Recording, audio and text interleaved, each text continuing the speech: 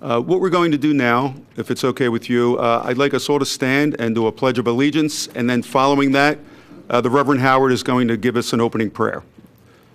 I pledge allegiance to the flag of the United States of America and to the republic for which it stands, one nation, under God, indivisible, with liberty and justice for all. And at this time, can we bow our heads? Together in unity for all those who have lost their lives in the shootings, school shootings across our nation.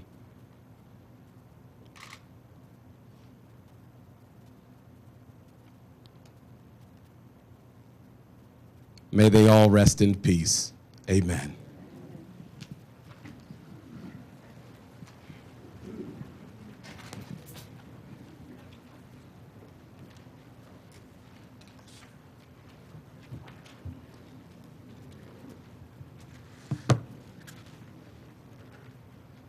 Ladies and gentlemen, in just a minute, Deputy Superintendent Flanagan will announce our dignitaries here, and then, of course, later on, if you look at the agenda, and if you didn't get one, we'll make sure you get one from the ladies outside. Later on in the agenda, you'll have a chance to voice your concerns, ask any questions, give any opinion. This is a active shooter and safe school symposium, and I think we all have the same goal here, is what we have to do to keep our kids safe. The question I ask rhetorically is, why do we keep doing this, right? We had a safe school symposium a couple years ago, right after Sandy Hook, and here we are doing it again. The thing you have to remember, though, school shootings is not a relatively new phenomenon. For those of you that were at our active shooter seminar a few years ago, you found out it really happened a long time ago, back like in the 1600s. But there was one in particular to put it on the map. Anybody remember what that one was? You got it, Columbine. All right? So our number one concern here tonight is to let you know what we do, because if you've been watching television after what happened in Florida, you were probably shaking your heads wondering how could that happen, and we were doing the same thing. So what we're going to do is we're going to tell you how we would handle a school shooting in Radnor, what we do when we're on the scene, but most importantly, not what we'll do when we encounter the suspect, but what we do beforehand if there are warning signs. And that's what the ladies and gentlemen behind me will talk about, and that's what we will talk about as well. You know, you're not at your best when you're solving the problem, you're at your best when you're preventing that problem. So I'd like to thank you all for coming, and I'm now going to turn it over to Deputy Superintendent Flanagan. He's right behind me, and he will introduce everybody and we'll start this going. Thank you.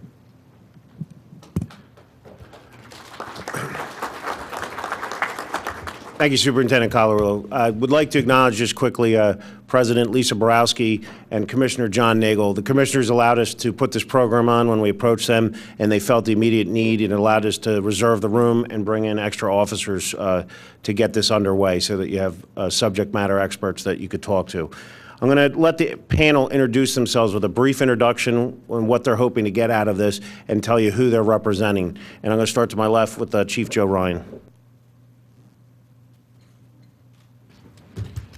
Good evening. I'm Joe Ryan. I'm the Chief of the Criminal Investigation Division. Our role in these incidents is to assist the local police departments in the investigative end of these major incidents.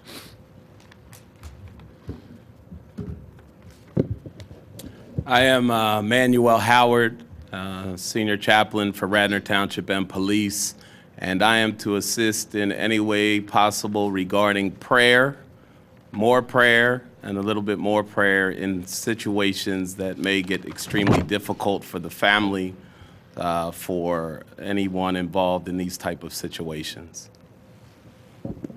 Good evening. My name is Tim Boyce. I'm the Director of Emergency Services in Delaware County, the 911 Center. I'm also the County Emergency Manager.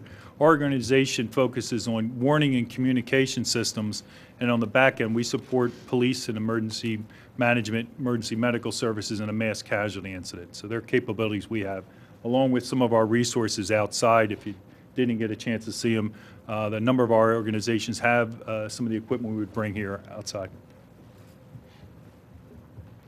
Good evening. My name is Katayun Copeland. I'm the District Attorney of Delaware County. I am the Chief Law Enforcement Officer in the county. It is my role through my office to not only help investigate along with Chief Ryan, who works in the office, but also to prosecute any cases which develop as a result. Chris Flanagan, Radnor Police, you're going to hear from me later, so I'll keep moving. Good evening. Good to see everyone. I'm Ken Batchelor, Superintendent of Radnor Township School District. Very appreciative of the Township for organizing this opportunity, and obviously as the district superintendent and all of the employees in our school district, we care first and foremost for the safety of our kids, and it is important that we are coordinating not only within our district but outside our district as well. So I'm looking forward to this opportunity. Thank you.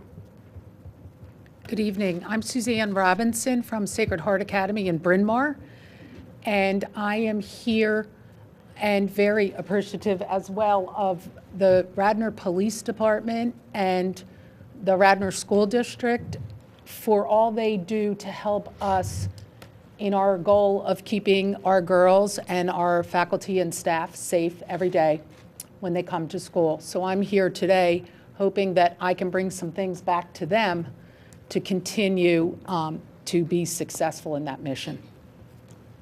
Good evening. My name is Heidi Diskin. I am a lived experience mental health advocate. Lived experience means I talk about my own personal experience with bipolar disorder. I am not a therapist. I am a consultant, is a go-between someone struggling with mental health and not ready to get to a physician or doctor. I also am trained in Safe Talk Suicide Prevention, which is a group in Canada where we talk about learning the signs of suicide prevention. I'm here tonight on behalf of the mental health situations we see within shooters pertaining to parenting, school, community, and the dynamics that happen before an active shooting takes place. Thank you for having me. Lieutenant Sean Dietrich, and I'll also be speaking a little bit later. I'm sorry. I'm Sergeant Joe Pinto. I'm just here to present the police side of it if one of these unfortunate events is to occur, and what our goal will be and what our focus will be at that horrible moment. Jamie Metzler. I'm a detective here in Radnor, a firearms instructor, active shooter instructor. I'm also a member of the Central Delco Tactical Response Team, or the SWAT team, that would be responding, and I'm here to answer any tactical questions about any tactics we use and how we train here in Radnor.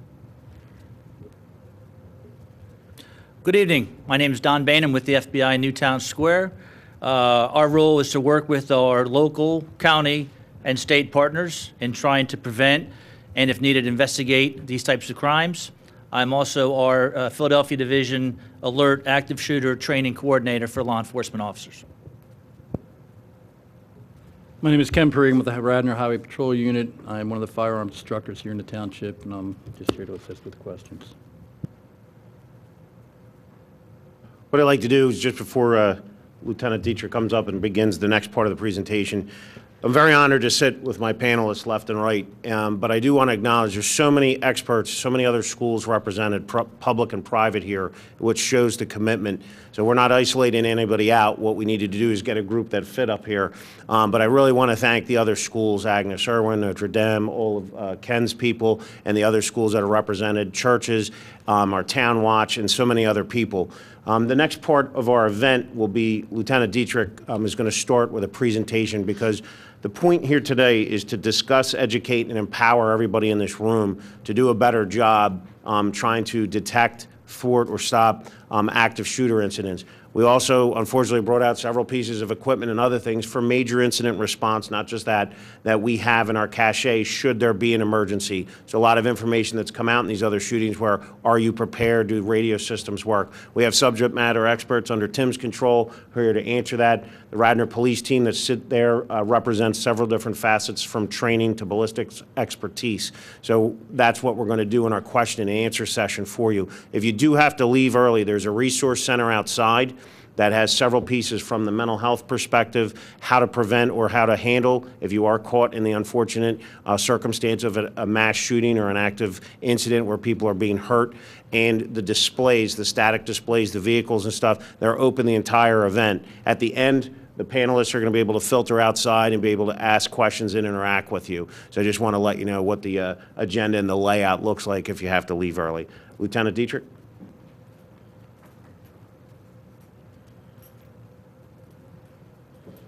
Good evening. So we're going to show a video that Deputy Flanagan and I have presented to many schools already in the township. We presented to Radnor High School, several of the public schools, and several of the private parochial schools. Obviously, this school violence is on everybody's mind. This piece is what happens if we can't prevent an incident. Something you're going to hear from us, we're going to say a lot tonight, is if you see something, say something, and we're really going to get into that. But once something goes wrong, how can you survive an incident? And that's what this is from. This video comes from the Department of Homeland Security, and this is about, it's called Simply Run, Hide, Fight. It's a great video. Some of you have been in our classes already, and you've seen this. Some of you have not. This applies to schools, workplaces, any public event where a shooting could take place or a mass killing event could take place. And basically, it's just divided into 3 parts: run, hide, fight. If you can get out, stay out. If you can't, if you're somehow trapped in the building, if you're trapped in the area, you hide the best you can. And if it comes down to it, you violently fight and try to save your life. And that's what this video is about.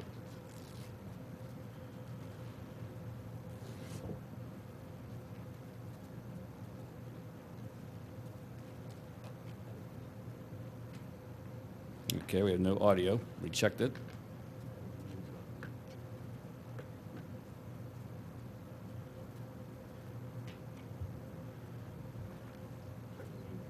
It's up. Nope. Ian? While Lieutenant Dietrich is waiting for the sound to get restored, I do want to acknowledge that Lieutenant Dietrich and Deputy Flanagan have been going around to numerous schools. They've been proactive ever since what happened in Florida because of the amount of fear that was generated.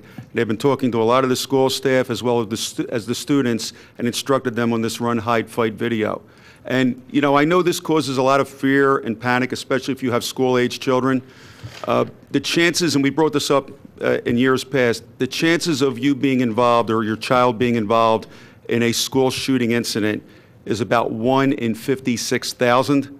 So there's still pretty good odds. Not to say it can't happen, and when it does happen, it's terrible because our children are our most valuable resource. But just so you know, the stats are 1 in 56,000, okay? Well, we had it working this afternoon, and here we are now.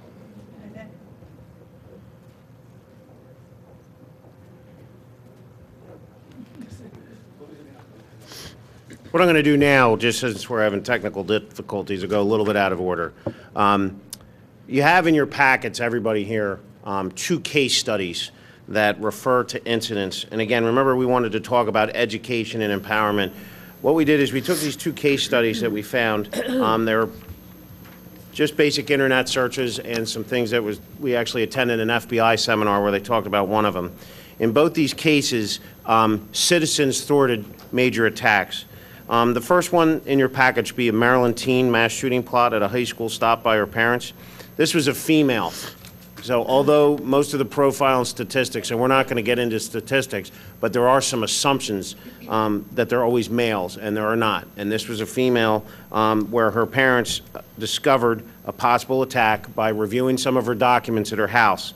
Following that, immediate notification to their school system in Maryland, the police began an immediate investigation. Once they realized the severity, they were able to place the subject under arrest and most importantly got her the medical help that she required. It was a mental health issue, and they were able to confiscate via search warrant all the different weapons that went on.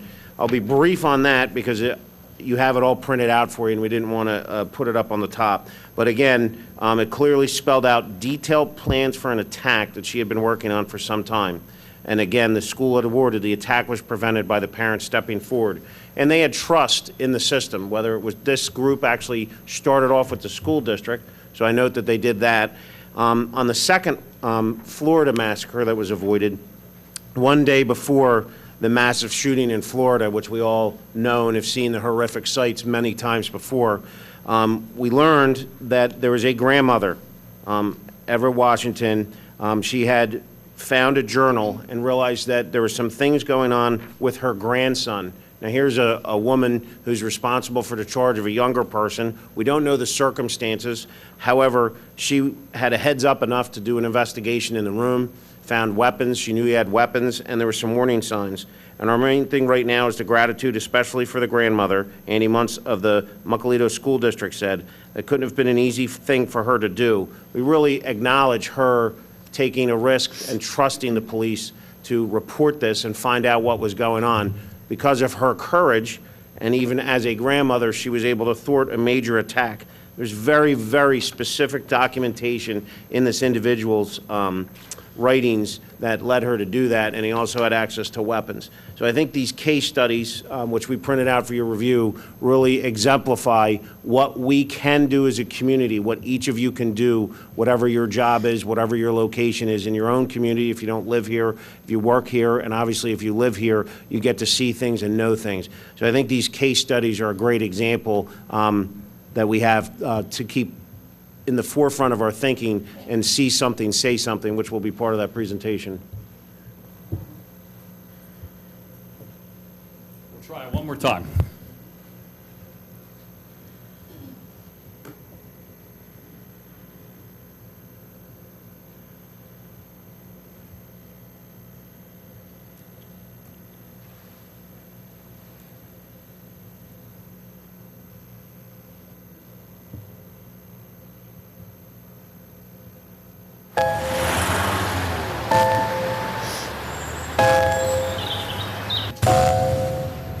It may feel like just another day at the office,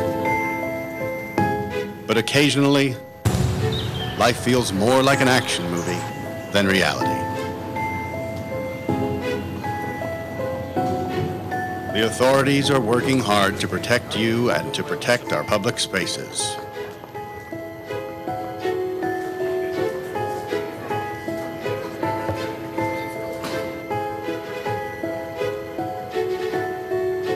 But sometimes bad people do bad things. Their motivations are different. The warning signs may vary, but the devastating effects are the same. And unfortunately, you need to be prepared for the worst.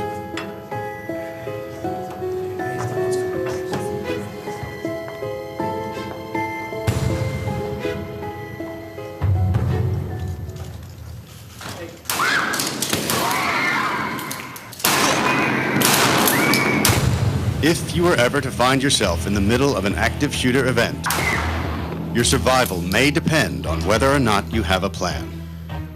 The plan doesn't have to be complicated. There are 3 things you could do that make a difference. Run, hide, fight. First and foremost, if you can get out, do. Always try and escape or evacuate, even when others insist on staying. Encourage others to leave with you, but don't let them slow you down with indecision.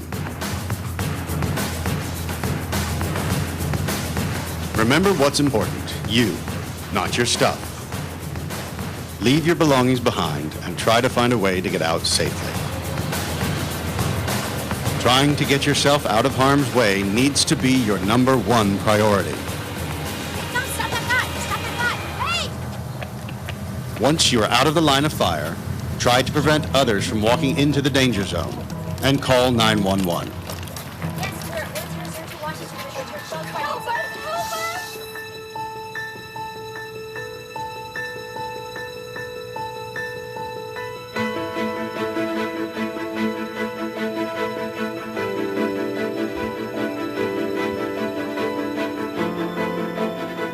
If you can't get out safely, you need to find a place to hide.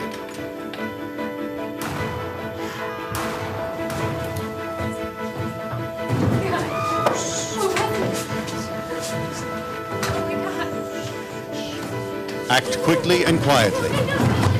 Try to secure your hiding place the best you can. Turn out lights, and if possible, remember to lock doors. Silence your ringer and vibration mode on your cell phone.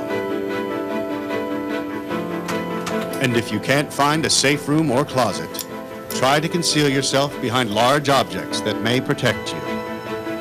Do your best to remain quiet and calm.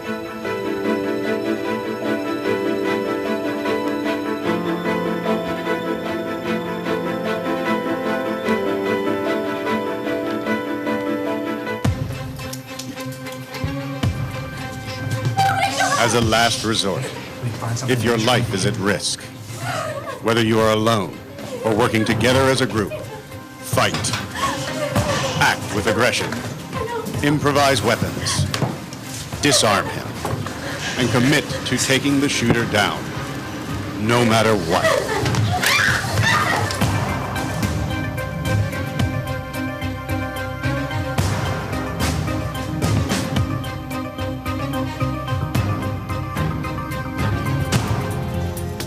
Try to be aware of your environment. Always have an exit plan. Know that in an incident like this, victims are generally chosen randomly. The event is unpredictable and may evolve quickly. The first responders on the scene are not there to evacuate or tend to the injured. They are well trained and are there to stop the shooter.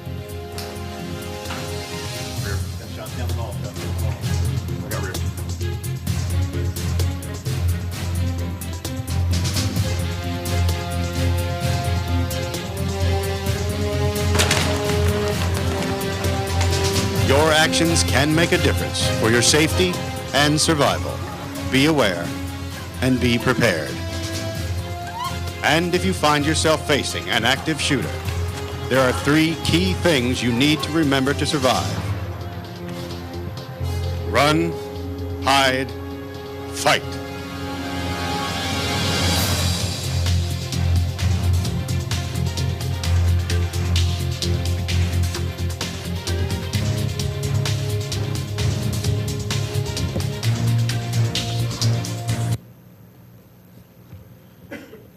So run, hide, fight is what we teach. Obviously, one of the things we've learned in the schools is it's harder.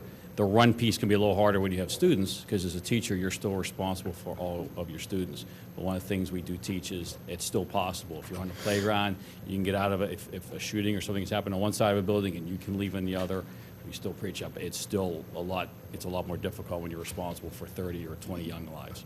So. Thank you. And there is copies of this, and our officers will be outside, but in particular, there's handouts that go over Run, Hide, Fight from a pocket guide to a fully printed page that you can take with you at the end.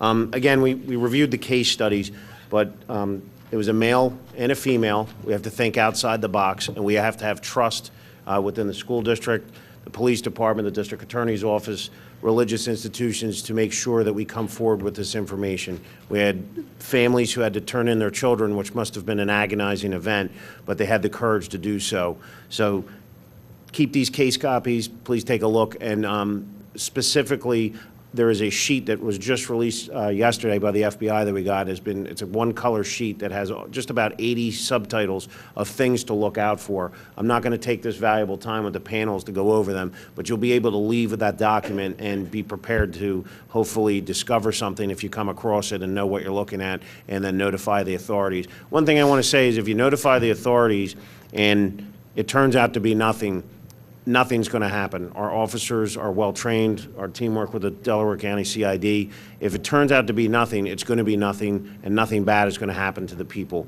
But we do want you to take that chance and make a phone call to 911 or one of the representatives here and make sure you make a report. One of the next things that we're going to go into is the question and answer, where we talk about what we're doing here in the township. The superintendent acknowledged Colarulo. We've been working with all the schools. We will probably reach out to just under 4,000 people. That includes school students. For the first time ever, we have corporate services. 2 of the largest business owners in the township have asked us to provide this exact training. It's one message one plan and one training. Our officers have a different level of capabilities, which I'll go over, but in particular, several of them are weapons instructors where there's a thing called alert, which is a type of training that police officers and community use. We're training for that. We are sending officers with great appreciation to our Board of Commissioners. We're flying them out to Michigan to become a security assessor in this Safe School Shield training program. We've already participated with both of the schools here and literally every other school in the township doing on-site assessments. And also sending this message out about see something, say something. So that's a quick overview of what Radnor is doing in reference to active shooter or mass attack response. And I'm going to ask Superintendent Colarulo to come up and start with the question and answer scenarios so the panel. Do you want to just have someone raise their hand and I'll give them a microphone? Would that be the easiest thing? I'll run around the room. How's that? All righty.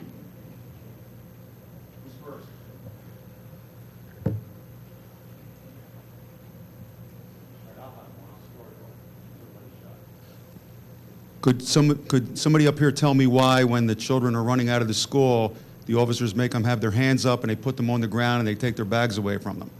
It's an easy one. Who wants to take it? Prime example is the situation in Florida. Those of you who didn't know, the shooter actually managed to escape in the mass of the students running out. When we get there, we are of one mind. We are there to end the shooting situation. As the video alluded to, we're not there to do first aid. We're not there to save injured people. We're there to stop the shooting. If the students come out and they're putting their hands up, putting their hands on their head, we know that they're identifying themselves. They're not as a threat. They're not a threat. They're not someone they're someone we can bypass. Now, that's not to say that they're going to be able to walk out of there and that's going to be in. They're going to be taken to a different area. They will be checked more thoroughly at a later date, but that's just to give us the freedom and the security to bypass them and continue into the school looking for the person of interest or the shooter. And here's another thing. How many people were involved in the Boston bombing? 2 brothers, right? How many people were involved in Columbine? 2. So Detective Metzler, the gentleman over there in a camouflage garb that's in SWAT, let's say he catches the shooter inside the school. They're always going to look for at least one more shooter. If they recover a gun, they're always going to assume there's at least another gun there. All right, when there's an explosion, they always have to anticipate a secondary explosion. So. Hi, when you say the Safe School Shield program, are you referring to the program that the NRA runs? That is one of the programs, yes.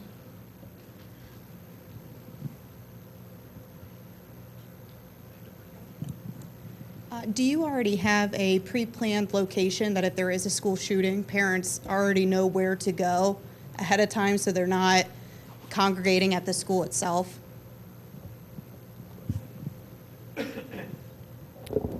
We have practiced with St. Aloysius, but it would really depend on the event, and probably not, because we would like to get the students there and accounted for first, and then we would use our rapid communication system to let the parents know where they are and how to arrive. We're kind of unique. Our driveway is one entrance and it's the same exit. So it would be difficult if there's emergency responders for parents to get. So we're a little unique in that we are a single, 2 buildings on a single campus. And for the Radnor Township School District, we've identified for all of our buildings a location for all of our buildings. But again, there would be, situations though as well that would be a judgment call based on law enforcement on maybe adjusting those locations. But we have identified for each of our buildings locations. Well, I'm going to actually ask Director Boyce just to answer that about an all hazards approach and why we do some of the things, not just for active shooters. Yeah, I know that all-hazard concept, I mean, school shootings are certainly one of the most priorities, but we do look at a host, a chemical release, a barricaded subject, all these things. So it's very important to have an alerting system. We do in Delaware County have Delco Alert. That's a product that's used by many municipalities. But in these types of events and all emergencies, getting real-time information to you is something we will try and do.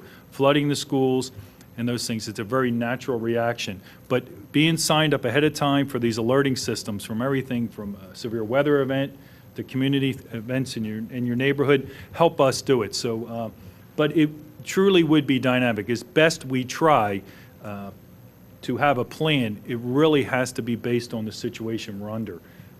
So relocating parents, and again, while it's a critical part of us, I think during this phase, the law enforcement and first responder focus is really on mitigating the circumstance. It's something we focused on a lot more before recovery. That's in our plans. But in honesty to you, it's such a dynamic situation. We want you to be informed. We want to use the community alerting systems. And the more we get into that method, I think the better we'll be. Del Pass. Yeah, another thing that I'll speak to is also we do have the Del Pass system here in Delaware County. The district attorney manages that and supports the program. It's now run out of my office. But what Del Pass was a recognition that the early signs of identifying a threat are really critical, when this begins. So the system works that each school has at least one alarm in their main office. If the main office can't call 911, the alarm is activated. That sends a message directly to the 911 center dispatcher, alerts on our screens, the school, the location.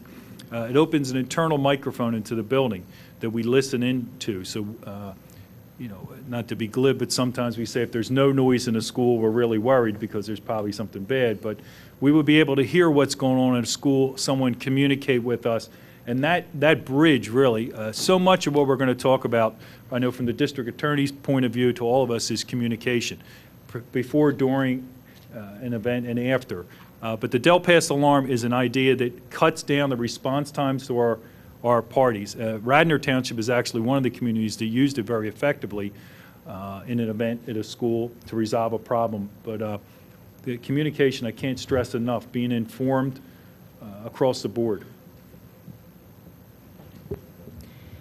Essentially what Del Pass is it's in each one of the schools throughout Delaware County. After Sandy Hook, County Council got together with the district attorney's office and tried to identify ways that we would be able to address these kinds of issues that you are here tonight talking to us about as well. Essentially, the Del Pass system works by the school people lifting the cover, pushing the button, and once the button in the school is alerted, the alarm is immediately activated to the 911 center. And essentially, it's like an all-county alert. All police officers from throughout, not only the Radnor Township police officers who are going to be the closest and obviously in all likelihood the first to respond, but all the police officers from throughout the county will be responding to wherever that alarm is activated from. As Tim Boyce advised you, it lets you hear, it lets the 911 center hear about what's going on because it actually activates audio monitoring in that area where the alert came from. These are the moments where time is of the essence, and so it will advise 911 center will be able to advise the local police officers who are responding as to what they're hearing, giving them lifetime information, and therefore police officers will be more informed about what's going on, hopefully on the inside. Okay, I have another question here. Yeah, thank you. I think that in reading about many of these shootings, it's apparent that there were many clues many times to these people that were not picked up and I commend everyone here who's involved in trying to get the community more aware of that because some of these things probably could have been prevented. And I think that one of the most important people probably to get in touch with are the kids because they're the ones who know these people and they're the ones who probably have the first inkling that, there's something not right about this person or these persons or whatever. Columbine's a perfect example of that. I mean, these kids were well known to be, sort of unhappy and very distressed about things. The other thing that I think is the major problem with these shootings is that these things, when they start, happen very quickly. And there has to be a delay in response between you being notified that something is active and being able to get there. And I wonder, what's the solution to that? I mean, we hear all this talk about you should have armed guards or armed teachers in schools or whatever. And I just wonder what the general feeling about that delay, if somebody's actively shooting, is probably going to cost lives. Can I comment on the first part that you talked about, sir? I met Sue Klebold, the mother of Dylan Klebold, one of the shooters at Columbine, 2 years ago at a conference for mental health in Chicago. And Sue had to be in hiding for 20 years, as you can imagine. No one really wanted to see her face much in Colorado. So she did a 2020 special with Diane Sawyer, and she now speaks about mental health. Some would say she has maybe no real, what is her expertise? She probably has a lot, and obviously completely remorseful. So considering I have a mental health background, and we have different ways at looking this, and I also am very much for gun control and think about that also. But if we start with the mental health piece, I look at it in 3 different ways. Mental health, I look at with the kids. Kids are a big part of this. Parenting, and then our schools, community, and government. And if we work together in some fashion, we should be able to get things going. The schools, in my mind, being a former teacher, really play a part. And I think our community also can help out quite a bit. And I think it's just way we normalize speaking about mental health instead of having stigma and thinking that we can't talk about our mental health issues. I don't even like to call it mental health. I call it brain health now. And it affects your brain, a very important organ in your body. In my mom's age, you called it manic depression and you didn't talk about it. I went undiagnosed for so long that, I was led to my own suicide attempt. I'm sitting in front of you all now saying that. And I wasn't able to say that. That was a terrible skeleton in my closet I was never going to bring out. But if I don't use that pain with a purpose, I'm never going to help anyone. So that being said, I look at what's happening. I look at my nephew kind of goes toe-to-toe with me. He's 17. Well, Heidi, a gun doesn't pick itself up and shoot it. So we know all these things. We know there's mental health issues. So I feel like if we can come together and truly make a change within our government, within our community, and within our schools, and if it takes parents really asking our community and schools to do more. If that means a 7 p.m. on a Tuesday night at the school where we host parents for a workshop, we put in mental health first aid, which is something that I'm looking to do very soon for a Delaware County school. We can start to go somewhere. Are there going to be random people who come out and shoot? Absolutely. Right, just like we have random Charles Mansons, there's just, but the thing that Sue Klebold said on that 2020 special was her son was not born evil. He was a little boy too, who died that day. And yes, he did cause a lot of people to die. Adam Lanza was a little boy who was not born evil.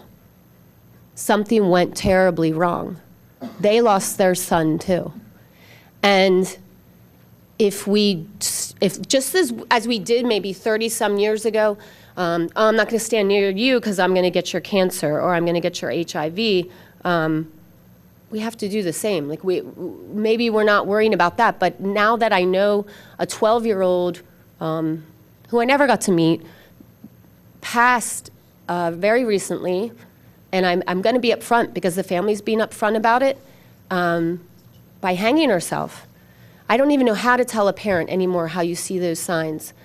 But we're talking very different things about what I have done. My brain told me to do to myself that would never tell me to do to another individual, and someone who is being told to do it to other people. So they're 2 different spectrums, but either way, if we don't talk about brain health more, and we don't, do these things, whether it is armed officers in the school, I don't know if the answer is the metal, all that stuff. I spoke to an officer a couple days ago who said they're going to get in the school somehow if they want to. My 9- and 7-year-olds are at Radnor Elementary, and when they tell me that It's my first time, being a mom, and they say they have to pull the blinds down and hide under desks. I'm saddened, of course. I'm saddened. I'm sure we all are. And I'm very passionate about this because of what I've gone through and what I see the country's going through. So I know that the schools have so much to do. I know the community has so much to do. But there's such a break. And we always say that, government's not doing what they're supposed to do, and this and this and this. Let's just do it. Let's not say who's not doing what. Let's just say, let's take 20 parents, and I'll stop because I want to get everybody to. This young lady has a question about church, but before we get that, gentleman's second part of his question, maybe one of the tactical people can answer it. He said, what do you do about that delay when the shooting starts? So I'll open it up to one of the tactical officers, and then this woman will have a question. Sure, Chief. The statistics tell us that the average shooting incident is over in 3.5 minutes on average. So our patrol officers are the ones that are going to get into a school and end that situation. It's not going to be a SWAT team unless it is something that somebody barricades himself in a room and is there for a couple hours. The average incident is over in 3.5 minutes. So our patrol officers are going to be the first one there, the first ones to respond, the first ones to go into the door and end that. So the Dell Pass is certainly a way to immediately notify. As soon as that alarm is hit, it's sent to 911 center and it is dispatched over the radio within seconds. We had an incident where it was used here.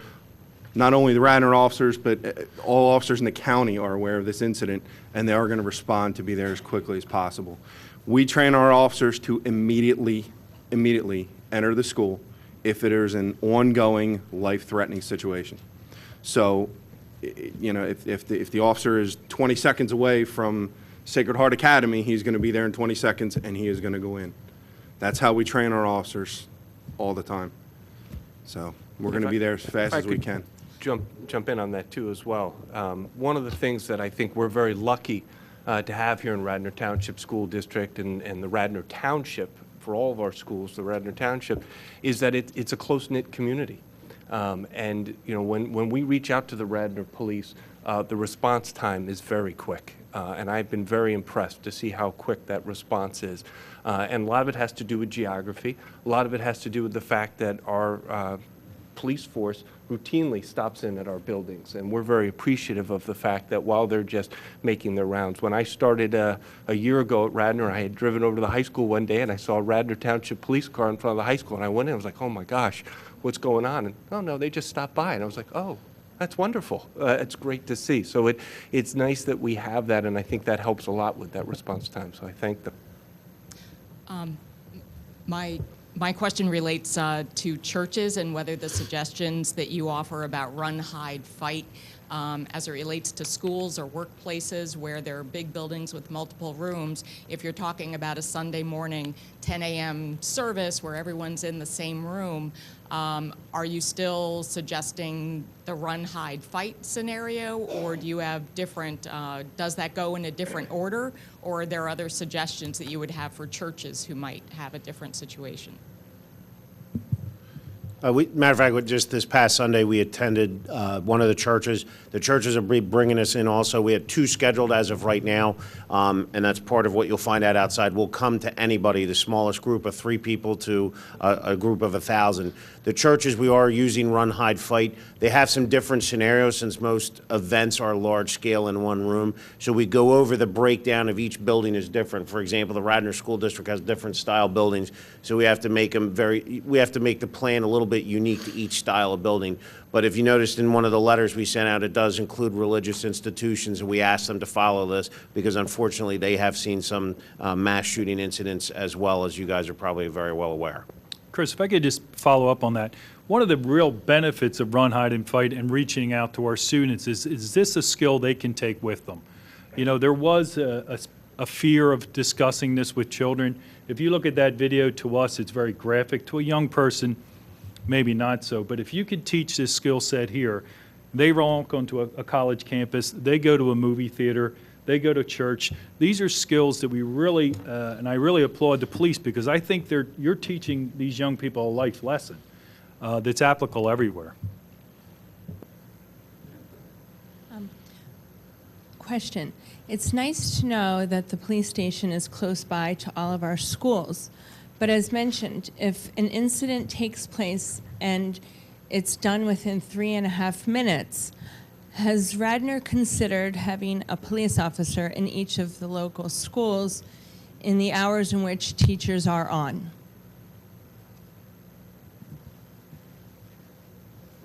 So I'll jump in on that first.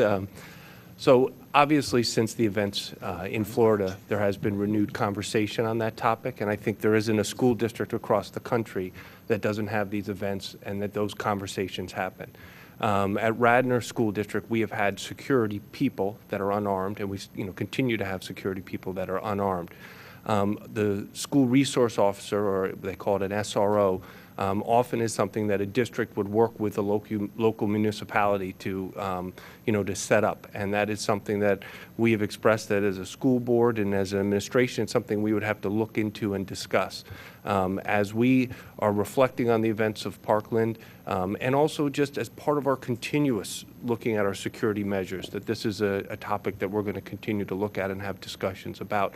For behalf of the police department, I really think it would probably be a district and school board ultimately decision, and we would then have to discuss it with the local municipality if they would then be interested in that as well. And just to reiterate, following Columbine, the police administration and the Board of Commissioners immediately instituted a school visitation program. So it is very important to know that since then, we have visited schools, we conduct a police report, we walk through different parts of the building so that there's a presence out there. In police work, they call it an omnipresence, so that people see us at different locations. So we have been doing something since Columbine, and again, addressing the new challenges that come up over the last 2 years. Good evening. I know for kids who are going off to college, they have to take a physical exam to make sure they're healthy and so on and so forth. But has there been any thought to a mental health screening or a brain health screening, not only for kids headed off to college, but perhaps at various stages through the school system in an effort to identify some of the more obvious signs of unhealthy brain activity and so on, and family systems that aren't working well enough to kind of nip things in the bud, or an earlier intervention? What are the ethics around that? I know it's complicated. Thank you. I remember my niece taking a depression screening test in 11th grade. It's actually a school in Lancaster County. But I truly don't think that many schools are doing that. Patrick, I just bring up people who I know are doing good work. Patrick Kennedy from the Kennedy family talks about his bipolar and his self-medicating with alcohol, and now he's fighting very hard for different things. And he says we all need a checkup from the neck up. So I always like to use that because there shouldn't be any stigma around it, and then we'll start to normalize this. Especially going off to college and you're not around your parents as much anymore. That's when my situation started, when I went away to school. So you need to have those things, but it's about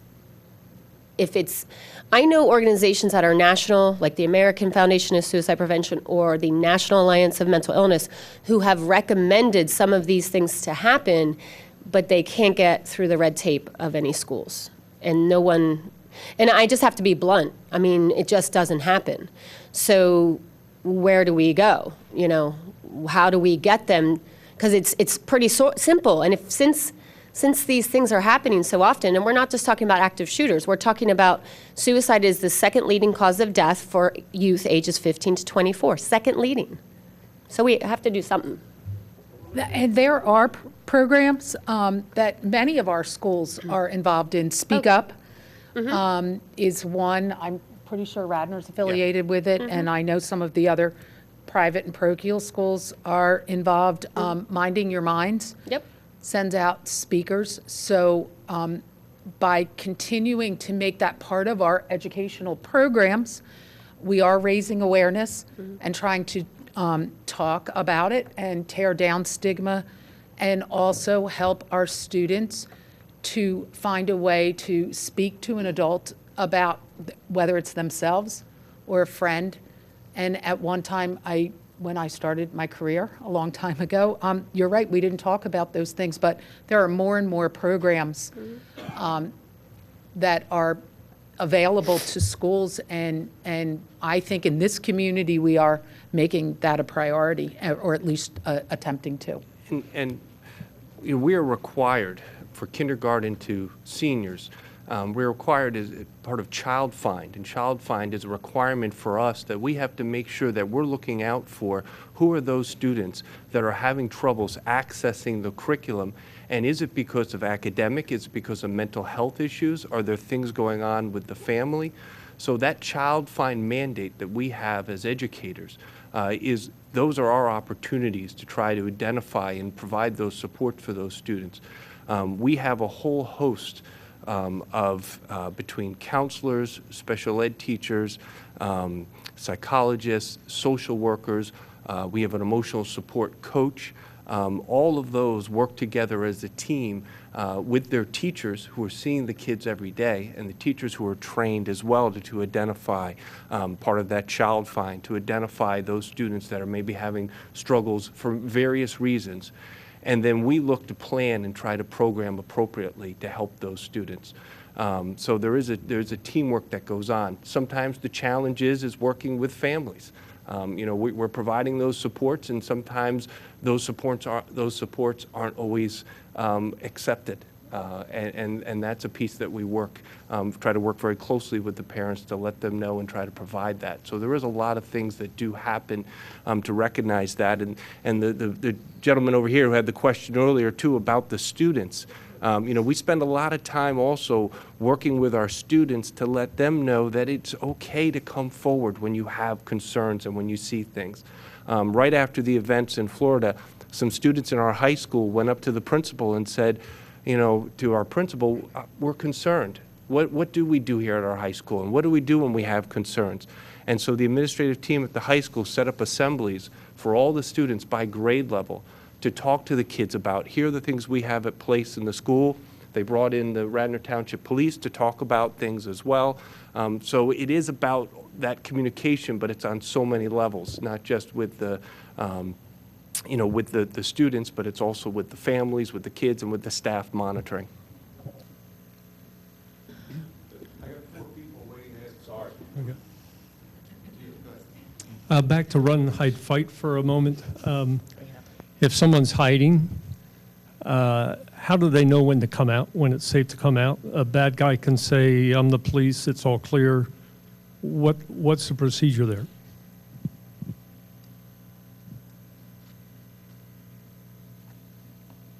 You hit the nail on the head. If you get yourself in a hiding spot, stay there until somebody in uniform, somebody in non-conventional uniform gear like this comes and gets you. I mean, and it's not going to be quick, even though the incidents take about 3 minutes, hopefully less.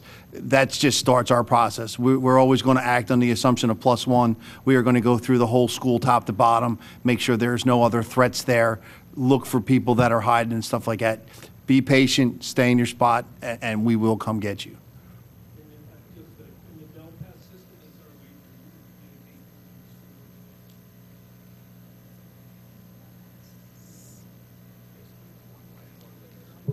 It's a one-way, just so that the 911 center can listen into the school, not actually communicate with those individuals inside the school. The students are taught to wait until the doors are unlocked. They are taught to ignore fire alarms and any message over the PA. And when Radnor comes in and does the lockdown drills with them, they're taught and the faculty to stay there. I think the 3.5-minute statistic is certainly something I'll be going home with and thinking a lot about how fast this starts and ends. My question is, can you talk about the specifics of how and the protocol if there's an active shooter incident at one of our schools because some of our other schools are so close, how do you immediately notify the school down the block that there's an active shooter situation? Is that part of the Del Pass? Again, through our community alerting system, we're notifying everyone. We're notifying all the schools. We're trying to work on all angles. There's transportation. Buses could be coming, going from the schools. So we do have a very robust communication system. The other unfortunate part, sometimes these can be a domestic, and there can be confusion about what campus we're on. So the schools and the superintendents through the District Attorney Safe Schools Summit, we do focus on this. More information is better. We don't want to cause panic, but we will communicate with all the other schools. And often the best place for the school to decide is just hold in place till we figure out what's going on. If I can go back to the Del Pass question, the reason it's a one-way listening device is that we can gather intelligence, gather information without anybody there realizing it. So that's why it's not a two-way. Nobody there can hear what's going on the other side. Yes, I have access to the Del Pass button at my desk, and after it was installed, I was told that if I were to push that button, that would be the last act I would ever do on this earth. So I took that very seriously, but what I've heard referenced twice now is that there seems to have been some situation, if I'm correct, within Radnor where it was used successfully, I think you said, Mr. Boyce. And so I feel that I was misinformed, that maybe there would be another time that I would use that and not simply when I'm being faced, with death. The rules of the road really are a direct threat to your school. They've been used 2 or 3 times throughout the county, one for a fight that broke out in a school that spilled over, once for a reported weapon in a school, and then once for a violent event on a campus here. Again, it's the evolution of these programs. You're all professionals in the community. Unfortunately, if somebody wants to make a false call to us, we're going to respond either way, and the officer's going to be alerted. But we want you to be sincere. But again, the amount of resources we are dedicating to these alarm systems is based on the faith of the schools. No other system in the county and in the region will get this type of response. Officers are moving towards the area. They have developed plans to other schools to make sure this isn't a hoax. But the alerting system's pretty robust. You're not going to get arrested for good intent. But again, the confidence that the schools are professionals and will make this decision. Ultimately, we'd refer to the DA, but I think it's the message that we'd rather.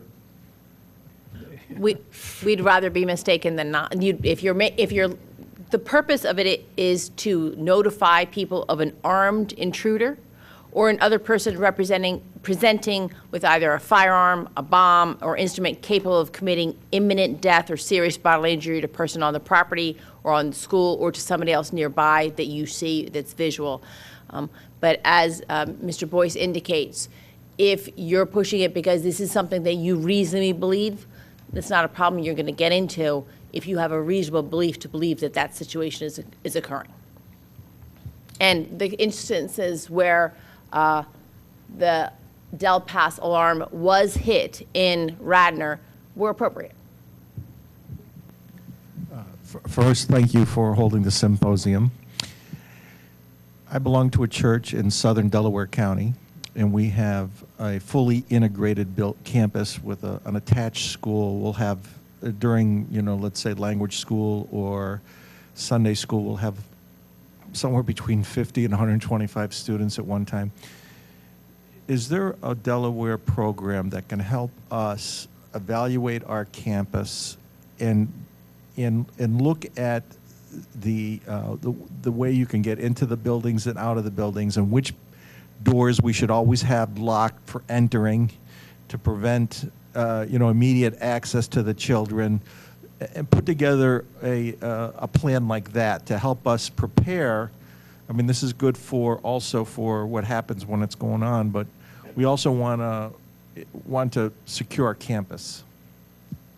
Yeah, I could speak to that. I mean, first of all, you're blessed to be in Radnor because this is an excellent department.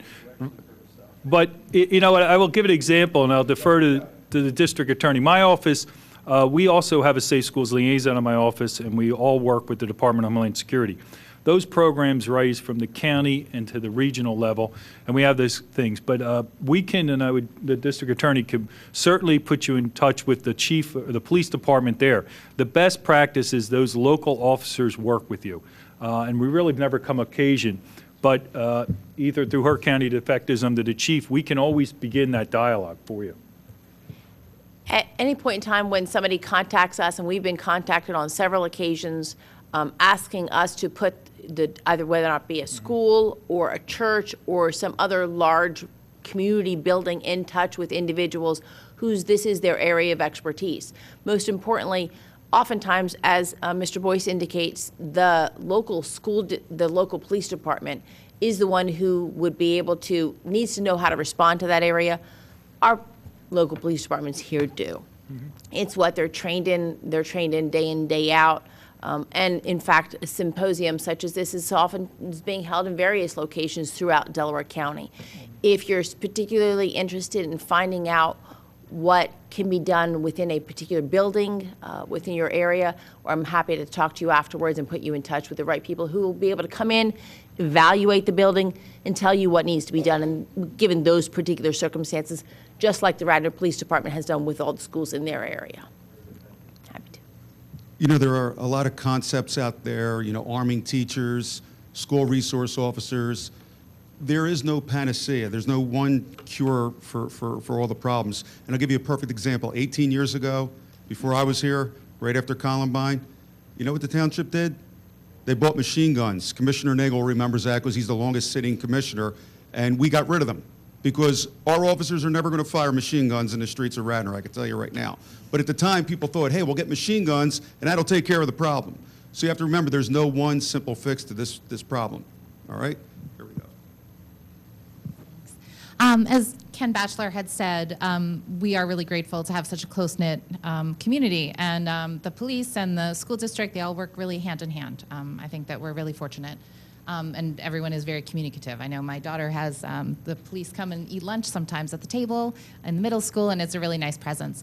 My question is, if there is someone who is identified as a possible threat or that could carry something out, they haven't yet committed a crime, and what is in place then for that situation? I realize in Parkland that was kind of this, well, not the same situation, but is it the school, is it the police, or is there counseling, or how do we manage, or who handles managing someone who presents as a threat, I guess? So I'll I was going to say, I'll take the first part, and then I think there's going to be other parts that are going to jump in. From the school level, it is that team that I was speaking of before that is looking at what are those warning signs, trying to identify what maybe is going on with that student. It is that communication then with that team that often then results in communications with the law enforcement. So as soon as we have any suspicion or any thought that someone is either harming themselves, could harm themselves, or could harm others, we're looking at doing immediate assessments on that student at that time, and contacting the law enforcement at the same time to let them know here's what we're finding. And then it is a collaboration, communication between the law enforcement, and then I'll turn it over to the law enforcement, that then there's conversation at two different levels that take place. Thank you. And you asked a great question. It also goes to the gentleman. That bridge of communication is significantly more improved. We're learning more and more ever that we need each other to get the job done. We can show you all the great things we have outside, awesome equipment, show you beautiful schools and an awesome courthouse. If we're not working together to solve these problems, and that includes everybody here, that's why the symposium's going on, we cannot do it. Communication usually starts either from a citizen or the school. We're in constant contact more than ever. Radnor Police assigned detectives and patrol division. We start working on it.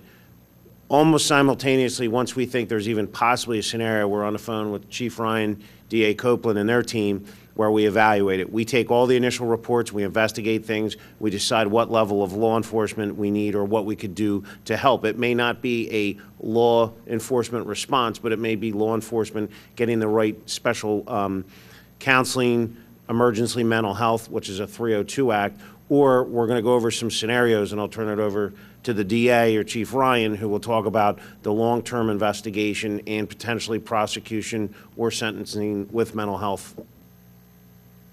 When we get referrals from local police departments, such as the Radnor Police Department, one of the first things that we do is we look to see whether or not we can buttress any of the investigations through our criminal investigation division, particularly if it needs to go to other areas and have the local police officers focus on the immediate issues. They'll do follow-up. We, obviously, as a prosecutor's office, we look to see whether or not the individual has committed a crime under the law. If they are juvenile offenders, they are sent addressed, and we bring juvenile charges, and the focus of juvenile court is rehabilitation versus an adult offender, which is different, obviously. Individuals, however, who we're encountering who have mental health issues, if that is the reason for the incident, there are a variety of ways depending on the level of mental health needs that need to be addressed. If it's an issue where somebody is incompetent or a danger to themselves or deemed a danger to others, they could potentially be involuntarily committed for a short period of time. It's called a 302 commitment that's done by the police officers, which is authorized by the court. There are other kinds of commitments depending on the level of mental health issues which are in place. If there is a circumstance where an individual has been charged with a criminal offense, whether or not that be a juvenile offender or an adult offender, one of the things that help us most in those circumstances is having mental health evaluations being ordered by the court. And the court can, once an individual is charged, order a mental health evaluation and require as part and parcel of anything that happens compliance with that mental health evaluation. So the goal is to bring help to that individual who has committed those offenses as well. So it's not just a prosecution end of it, but it's also an attempt to make sure that we provide that individual with the circumstances that they need, not for that moment, not just for that day, not for that year, but moving forward. Just to highlight that, just because I think that's an important aspect that happens at each of the levels. I mean, at the schools, we're talking about kids. And we're talking about people that are growing to be adults in our society, and what is it that is going on? What has happened? And we want to try to work with them and try to get them that help that they need, and that those conversations, as much as things do wind up being, there is a punitive aspect, but as the district attorney just shared, there is also a team effort to figure out what kind of supports, therapy, and help need to be applied in the situations as well.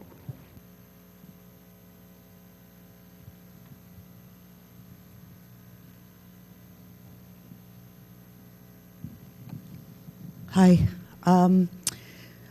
So at what point, I'm not talking about school right now, but the notion of community and mental health in particular, at what point does law enforcement decide that if a neighbor comes in and says, my neighbor is threatening or doing weird things and I'm scared, how do you decide who's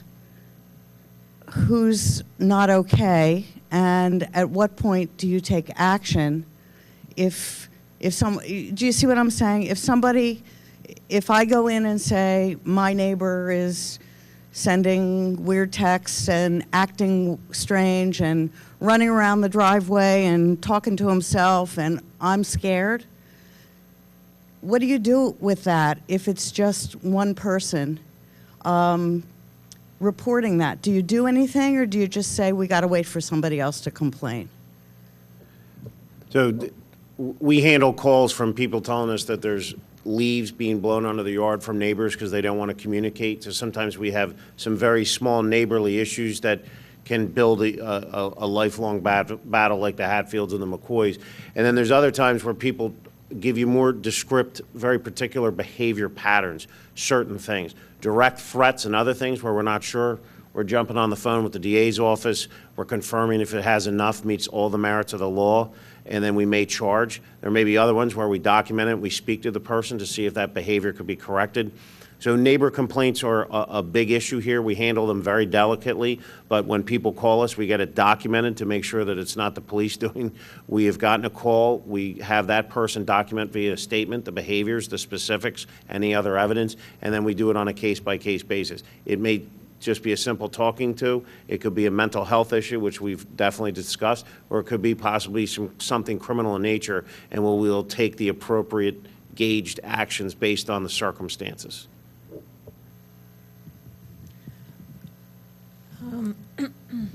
In the case of the Parkland shooting, there were, I think a lot of adults who dropped the ball in terms of knowing that this child had some issues, and then also knowing that he had access to guns. What, in your view, were the problems in their community that sort of allowed this to happen when so many people were aware of issues with this kid and his access to guns? And what would the authorities in Radnor Township do differently in a situation where there was a child like this in our township who had issues, and in terms of communication between the school and the police and all that? This is obviously a very raw and intense event, and there's many people still healing.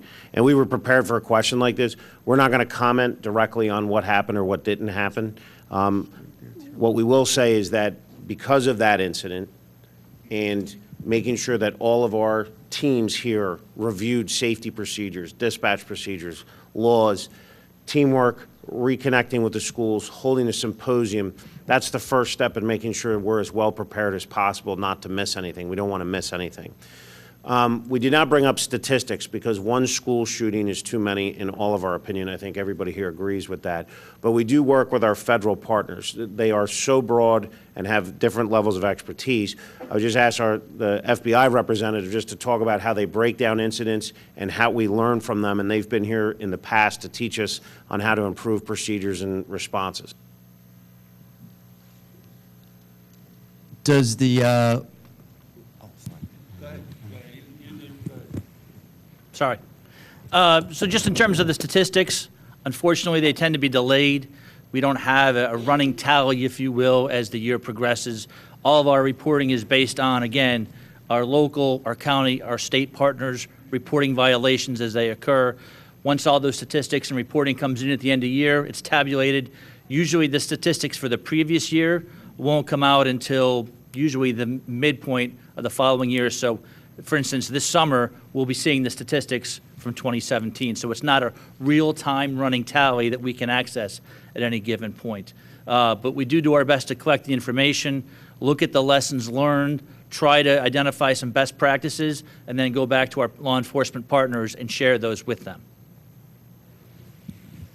who is monitoring Facebook and Instagram? Apparently, you know, kids have made threats on social media. So who in the township, is it the DA or to the FBI? Who monitors what goes on in social media and then who reacts to that? I can answer that. Each department, I know Radnor has officers and the detective unit that will monitor social media. In the Criminal Investigation Division, the District Attorney's Office, we have full-time people doing monitoring. So once we, as an example, once we get a name, we'll start monitoring social media, public postings, to try to attempt to find out what's going on. Problem with social media is it's uncontrollable. As a perfect example, just this past week, we received information from a school district, from a student, that there was a person who was sending letters threatening to do harm to families. We got involved in it and started looking at it, and what it turned out to be was actually a case that had come from Hazleton, Pennsylvania, a couple days prior, where a person had sent out letters to years and years of social media research on his targeted victims. and sent out very disturbing, threatening letters to approximately 100 females across the country. The investigation was done. Hazleton police went to investigate it.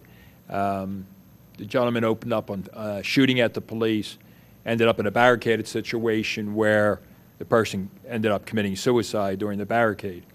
However, he had sent these letters out. But what had happened with the letters was, as the actual letters were sent to people, kids were taking pictures, and it became like a wildfire.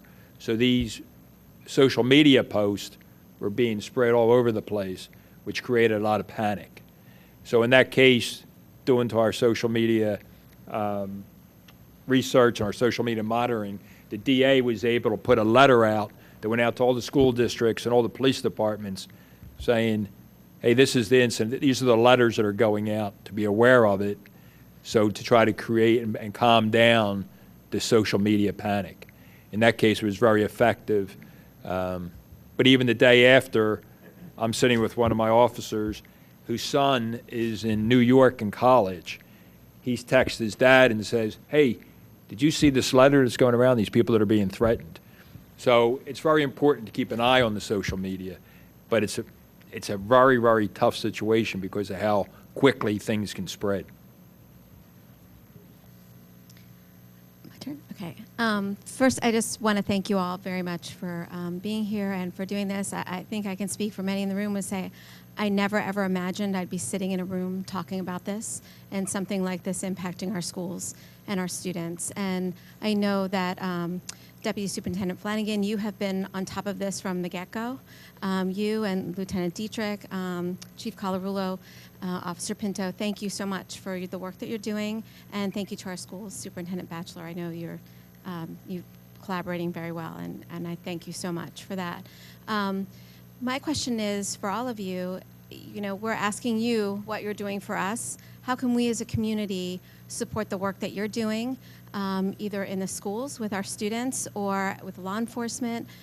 What can we do to contribute and be part of a solution, and to be part of recognizing the problem and hoping that we can head things off at the pass? I think one of the things that you're doing is you're showing up here today. That is speaks volumes to us about what the Radnor community is willing to do. That to us is the first step, and it's a big step. We've always maintained if those levels of communication continue to remain open also between yourselves, the school teachers, the school counselors, the students themselves, along with the adults in the school, that to us is most crucial. Because at some point in time, an adult in the school will respond to us, and schools, it seems to us, and we've noticed this, frankly, since Parkland even, that the school students have been more willing to speak about their concerns to one another and to an adult in the school. We just hope that continues. And that needs to continue for us to maintain a large degree of safety in our schools. And then, then we can look into issues and seek treatment for people before treatment becomes a last resort. And the building of leaving here with the mind of education and sharing this, whether you live in Radnor or anywhere else, that you need to educate yourself. Instead of just being upset and doing nothing, we need to be strong as a country, a community, and take action to educate ourselves, be strong to see something, say something.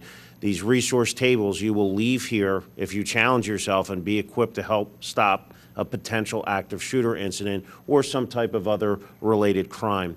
Partner with your schools, your mental health advocates, learn what's going on, how you can help in the community. Don't be afraid of law enforcement or the other things. And we have representation from our police chaplains, several different schools, other reverends in the room, that there's so many different angles. Whatever works for you, please see something, say something. I'd like to respond to your question about what you can do, and all of you in here as a community. I've been listening intently to everyone and all of the programming and the things to do before, during, and after. But one thing I did not hear, which when I gave my introduction, I repeatedly said prayer, prayer and prayer. And I didn't even know why I said it 3 times, but there's a reason for that too. But today I wanted to say, what can you do and what can we do as a community? The most utilized but most powerful weapon in the world is prayer. And as a community of prayer partners, whether it be in the community, be it your church, be it your synagogue, be it your mosque, whatever it be, but I believe that prayer is something that, one, can combat all of what's happening, because once we took prayer out of the schools, I think things began to get and become haywire. So whether it be prayer, morning prayer clubs, afternoon prayer out in the neighborhood, churches hosting prayer revivals or daily prayer, so that we can begin to not only pray for that these incidents don't happen, but also begin to pray to bring unity in our communities and bring one another together, as opposed to going into our own huddles of division and exclusion and collusion and dealing with those type of issues. So I just wanted to say that because, you know, from my lens, prayer is a daily, all-day thing. And I think it's very important because prayer does change things. And I think we need a lot of change in our communities. We need a lot of change in ourselves. We need a lot of change in our schools and in our children, so that we can have, my daughter is 7, my son is 15. I have one on the way in September, my baby boy Matthew.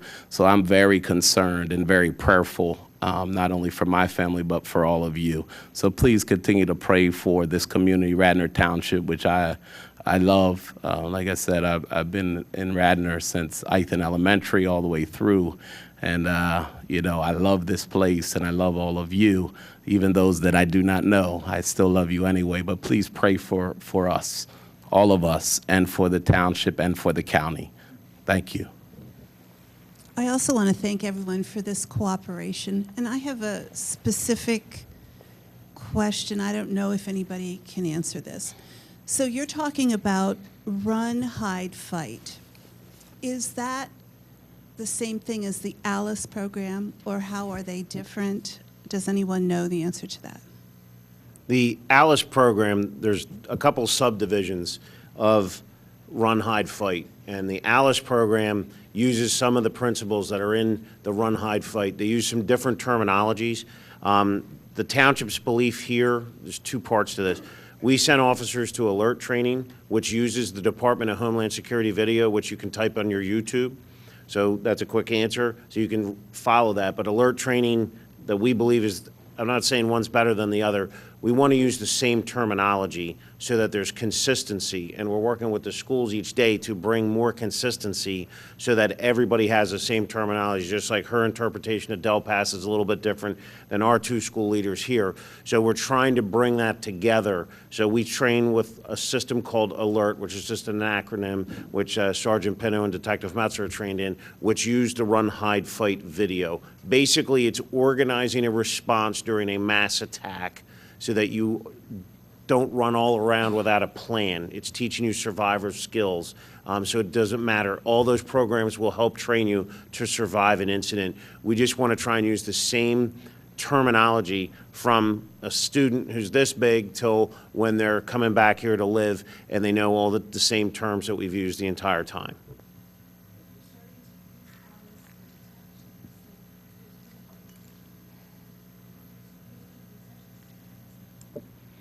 I'm not sure of that. I'll let the schools answer. We are sticking with that.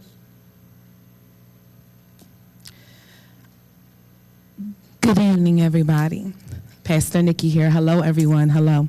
My question is about the mental health portion for the kids, because there is a community it's a portion of us in the community who have children.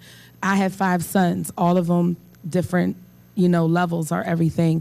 The school, we've been in the district for 12 years. There are concerns that I have as a parent because certain systems are set up and it's a double standard from my point of view as a parent, depending on a lot of factors. My problem is that the mental health systems that are set up. You go in for an intake, and I'm telling you as a parent because I have 5 sons. So you go in for the intake. The intake starts, it happens. You got to wait 6 to 8 weeks before they can even get a counseling session. And then when you get a counseling session, they decide whether or not you're fit to get their services. And sometimes in that 6 to 8 week time, the children are constantly getting pressured or constantly getting in trouble. And it's like, oh, well, we talked to them. We said they can't do this. We said they can't do that. And the mental health position in place doesn't come into play until it's too late. So as a parent, and I've been in Radnor for 12 years. It's a tussle, between the school district. My sons are under, they have some developmental delays. They're not able to cope. And the street, God forbid, if they see 5 black kids walking, somebody's calling the cops because they're loitering. And they're talking about active shooter and safe school. What about the safety for the kids? Like, we can put all this stuff. Suicide is #1 here. I don't know who y'all talk to, but I'm in the community talking to the kids. These kids are talking about killing themselves every day. They make pacts to kill themselves. They make pacts to do stuff. And we can have all these meetings, but if we're not willing to work together on one accord and not go up against and battle up against your sons, I have almost $8,000 in citations and fines right now with my kids. Because every time you turn around, God forbid, if they do something, somebody's looking at them. I don't have that money, so what's going to happen? They're going to go to jail, or they're going to be put on probation. The pipeline is real. So we can say mental health all we want, but if we're not willing to work together on one accord and really come together and have a solution, this doesn't mean nothing. And I'm telling you, as a concerned parent, as a stressed parent, I lost a daughter in September. She was killed. Her friends were drunk and high. I drive Uber at night. You know how many kids in Radnor I pick up drunk and high? Seriously. Let's talk about it. The mental health. Why am I smoking weed? Why am I getting drunk? We have kids underage getting drunk in these districts, in these places. And I pick them up. I'm telling y'all, I pick them up. And I'm talking to them because I tell them how I had to identify my daughter who didn't have no feet because her friends were drunk and high. She had an amputated body, and I had to preach her service. So we can talk about this, but if we're really not willing to work together on one accord, it's not going to do anything. The mental health system, between the racism, the mental health, the drugs is out of control. If a black person get caught with some white kids who's smoking weed, they go automatically to the black person. I'm telling you, I experience it. The Hall Boys is real. Y'all know them. So, and I'm tired. We can be back and forth at the court. They don't care to hear about what we got to say. Active shooters. You know how many white kids have guns that they talk about it and they don't get reported? I'm not buying no gun because I'm from the hood. Listen, I'm from Germantown. We're not doing that. I don't buy play guns. I don't play with guns. I don't like it. It's not appropriate. We got to be mindful what we teach our kids in the house. Hate is taught. Stuff is taught. How did you learn how to shoot that gun? Because I'm not taking my kids to the range. We're not dealing with the mental health portion of it in the parents. It starts at home. We're not working on one accord. What you mean there's programs set up? The school system picks programs for who they feel as though that the program's needed. The office, including when I go, and I'm telling you from my experience, when I go to Delaware County Courthouse for my sons, and they say, well, you are in Radnor, what do you expect? That's disrespectful to me. And we need to help each other. You know how many kids come to us and that don't look like me and tell me how they taking drugs, they're using drugs, they're getting high, they're doing all these things. Because when they're in my Uber, I tell them, this is the Career Counseling Mobile Unit. How you doing? I'm Pastor Nikki. You're in my Uber. And I let them know you can't be doing these things because your parents, you never want your parents or your grandparents or your guardian to identify you with no feet. It's real. We have to first assess ourselves. And once we do that, then everything else can fall into place. We got to work together. And I'm pleading with y'all. We'll be starting prayer because I'm all for it. Y'all know, some of y'all know me. I walk up on y'all and be like the blood of Jesus. Y'all know it. We do need to get together. And even for those of y'all who don't pray, we still need to have a conversation because there's too much tension in Radnor right now. Oh my God, it's Radnor. That would never happen here. Every time I turn around for the last 3 years, I've never seen Radnor on the news as much as I've seen Radnor on the news. in the last 3 years. That's saying something to us. So how do we come together without knocking heads, without bucking up against, oh, here she go, here they go? How do we work together cohesively so that all of our children and all of the kids who have mental health and the adults who are now out of the school system, how can we help them? How can we best assist them and have programs that are in effect that will really work? Nikki, those kids are getting in your car because they're self-medicating, because they're either having fun or they're self-medicating. And you know that.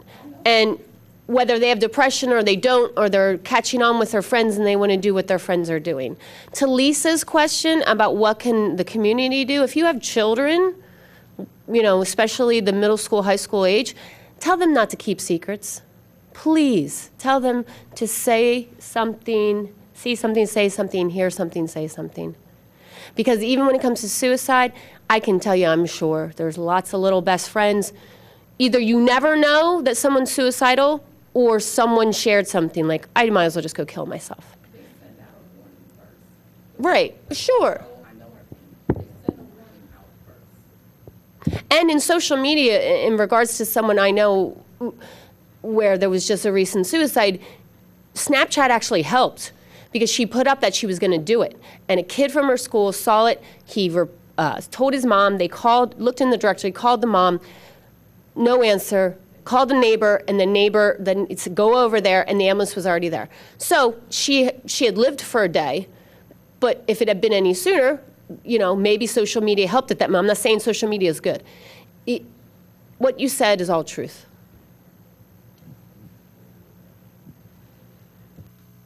I just have a quick question about wondering whether the township donate or devotes any resources towards educating parents about keeping any firearms locked up, especially through the school or through the police department. We get on occasion, we don't have an annual program, to answer your question. We do go over gun safety anytime. Matter of fact, if you walk around the table today, there is gun safety locks free of charge that are provided through the state and the county that we've had, and we always try and promote them to add that level of safety.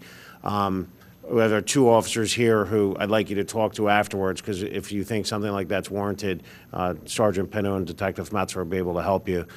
What I was hoping to do now, so I hope that answers your question, and we have some things that you can leave with. What I was hoping to do now is it's 8:23, and we really want to have you guys meet. We're gonna do one more question. What I want to do after this question is utilize the resource center. The panelists are going to go out, you know, so that everybody can ask questions and you can meet them. We're going to spread out through the area, and I really want you to review the equipment that's outside. So, and please pick up this resource material so you can do something after leaving today. Go ahead. Thank you for having this program. I really appreciate it, and I have much respect and confidence in our police department here. What I'm more concerned with is the warning signs and what we as parents can do to prevent this from happening, to go what you're saying and what a lot of parents feel what's going on. There's a couple programs that I'm aware of. Sandy Hook Promise has Know the Signs program, and then Moms Demand has a Be Smart program that talks about how to make sure your guns are securely stored, because the majority of school shootings, most kids get their guns from home.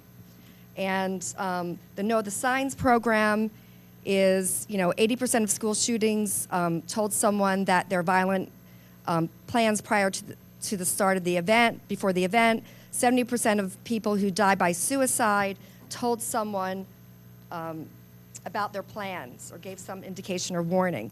So what I would love to see is in the schools, if possible, to incorporate these programs, if it's from Ask or Speak Up or something, or having a community event to put on some of these programs. And I was wondering if the schools would be willing to do something like that. So I'll jump in first. One of the things we've been doing at the schools is at each one of our buildings, our principal has been hosting an evening for parents to learn about some of the things that are in place, specifically about security, but also to talk about what are the other items that are in place about helping to support our students. And in some of those discussions, and it's an opportunity for parents to ask questions, some of the things you just mentioned have come up in some of those settings. We are also setting up a larger district forum opportunity where we're looking for representatives from, 2 parent representatives from each building to be part of, to then gather all of this information and to talk about it, to talk about both the aspects of security, but also the aspects of what are these additional things that we have in place now, and what are some of these other things that we should look at as well. If I may, every year the district attorney's office holds something called a Safe School Summit. And depending on what we see as part of the needs of the community will dictate the kinds of things that we present at the Safe School Summit. The School Summit is essentially held once a year. It's held for counselors or school teachers, and everybody, all counselors or school teachers or individuals who are oftentimes also first responders to the county are encouraged to attend. One of the things that we anticipate presenting this year is exactly what your topic is, which is those kinds of things which are warning signs.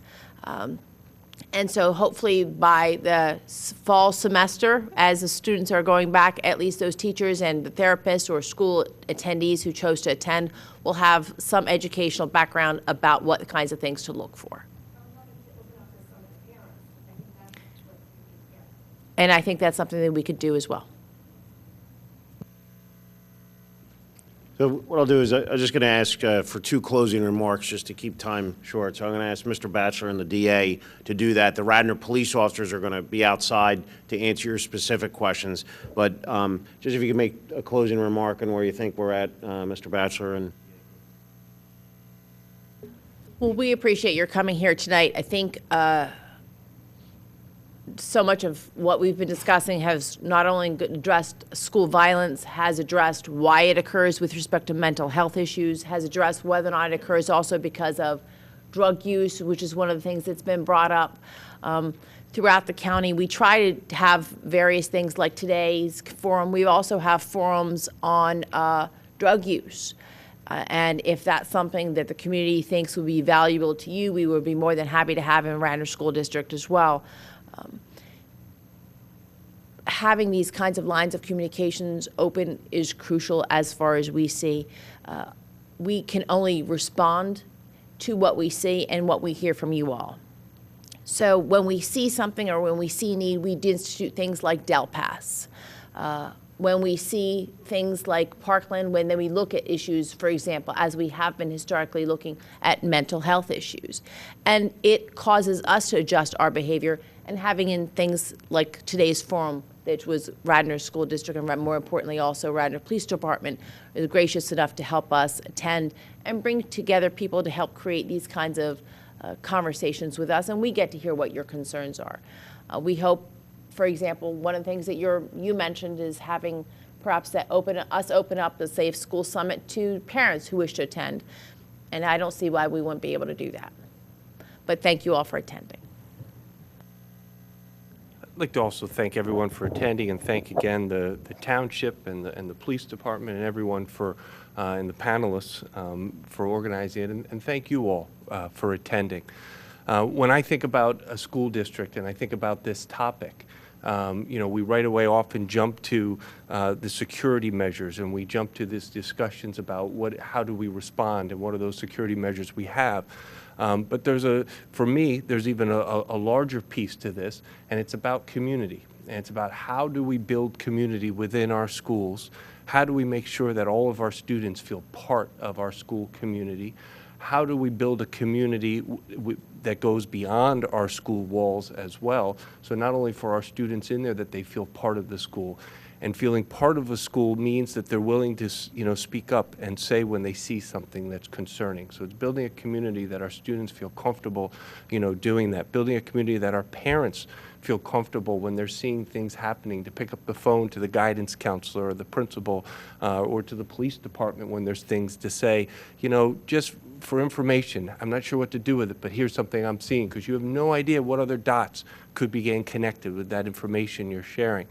And I think as a community, the way we build that community, though, is we have to be willing to have tough questions, tough discussions and tough questions. And we have to be willing to have evenings like this where we can share our thoughts and have opportunities for discussion. And sometimes we're going to disagree. One of the things we talk about a lot with the school board administration is sometimes we disagree, but we're not going to be disagreeable. So we need to be able to have those conversations without being disagreeable with one another. But we need to know that that communication community, whether it starts with our kids or it starts with us as the adults in the community, is important. And that is a huge piece to all this. We need to make sure we have the security measures in place as well. We need to make sure that we're doing all that we can to protect our kids when it comes to the security. But we need to make sure that we also as a community are continuing to make sure that we also, besides just the building community and the security, we have to make sure that we also have the warning signs and we're monitoring closely what's going on with our kids. I have several children, and I struggle, with the cell phones. I struggle with what's going on with my kids' lives, and they're aging me so quickly. And because I work in schools, I think I'm on top of things, and they're my constant reminder that I am not at all on top of things.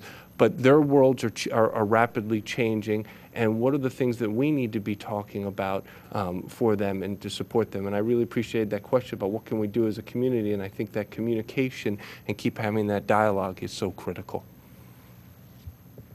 I wanted to just close. The Radnor Township Police has some of the finest officers in the country. It is our pleasure to serve you. These panelists have really answered a lot of questions, but what I can tell you is there's more to come.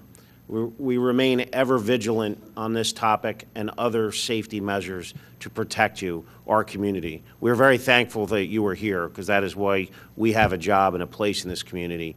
The support from the commissioners to have this, Superintendent Calarula for his leadership to bring this together, just is another reason this is a great town, a great community, and a great county. We need to work together. I really hope that all of you stay, everybody stays and asks the questions that Ken just reviewed, and we meet outside and do it. I do have to thank Lieutenant Dietrich, our team, Lori and Vetta, and Marie, who helped put all the work together and lay out. But what I'd like to do now at 8:30, we're right on time, is to go outside. Tim, all those vehicles are open, correct? So you can get in, talk to them about major incident response, see what we have here prepared for you tonight, and we'll see you outside. Thank you very much for coming.